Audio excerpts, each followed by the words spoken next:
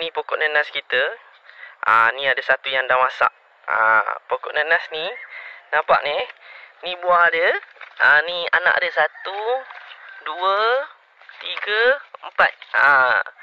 Kalau korang nak tahu baja apa yang kita guna, baja tafikun. Okey. Tapi cik tangga pun dah lupa lah ni nanas apa. Kalau korang tahu, korang komen sikit. Besar Sekejap kita akan ambil dia punya buah. Tapi kena pakai sorang tangan sebab dia tak ada duri tapi ujung dia tajam macam ni. Ni nanas dia. Sekejap kita akan ambil. Alhamdulillah, syukur nikmat sebab kita berbudi pada tanah. Ni hasil dia. So kita akan potong dengan parang lah. Parang ni pun kita beli kat TikTok. Kita ambil Bismillahirrahmanirrahim.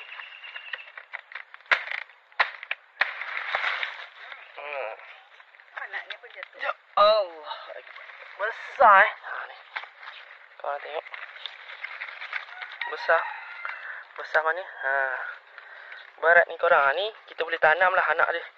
Kalau anak dia, korang just tarik je. Bismillahirrahmanirrahim. Ni dapatlah 1, 2.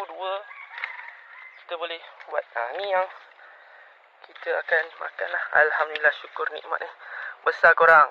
Kita guna baja tafikun. Kalau macam ni dia dah masak lah. Dia dah start masak kan. Lagi satu, kalau nak tahu nanas tu dia dah start boleh tuai ke tak, kita tunjuk lagi satu. Buang dulu kulit. Ni nampak ni. Dia punya batang ni dah start kecut. Nampak dia macam kecut kan. Macam kita mandi sungai lah, jari kita kecut kan. Macam ni lah. Dia dah kecut. Ni hasil dia. Berat ni. Tak sure berapa kilo ni. Okay, alright. So jangan lupa korang tanamlah nanas kalau ada tanah. Okay, tanah kosong. Ni kita tanam nanas nampak.